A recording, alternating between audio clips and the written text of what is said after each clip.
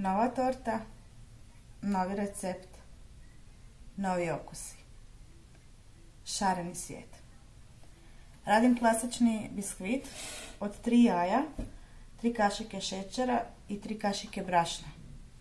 Nakon toga razdvajamo u 3 dijela, dodajemo boje po želji, prehrambene boje. Pa krenimo. Prvo ćemo izraditi jaja sa šećerom, a onda ćemo lagano dodavati brašno.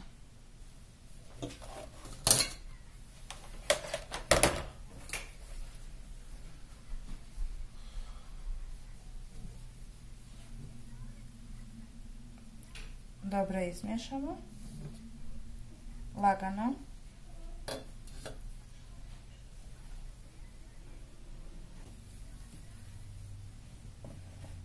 Nakon što smo izmiješali, odgrabit ćemo dio i dodat ćemo boju.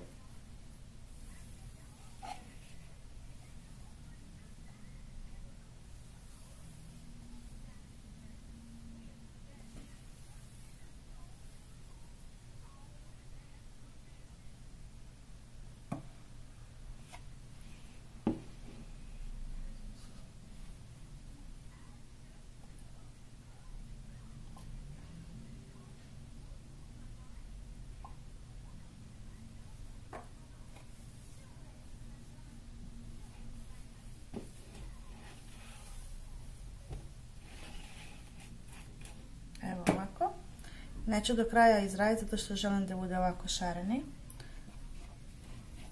Sipamo u modlu i pečemo biskvit na 180. Za fil, za tortu šareni svijet su nam potrebni šećer, brašno, mlijeko, pudig od vanilije, margarin i naravno šareni žele bomboni. Klasika se pomiješamo šećer, brašno, puding,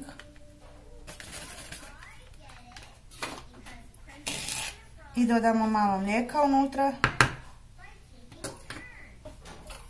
čisto samo da izradimo.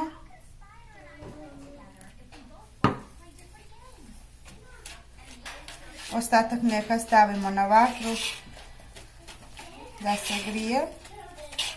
Kada se dovoljno ugrije, dodamo ovaj razmučeni fil ili ovu smjesu i kuhamo.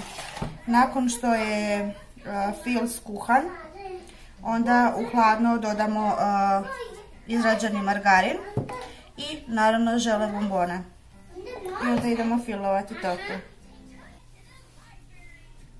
Evo znači, ovo su naši biskviti. Kao što vidite, plavo zeleni, roza crveni i žuto naranđast. Ovdje nam je fil u koji sam dodala izrađeni margarin i naravno žele bombone. Sad je samo preostalo još da nafilujemo, pa evo kad nafilujem i ukrasim, stavit ću vam slikicu.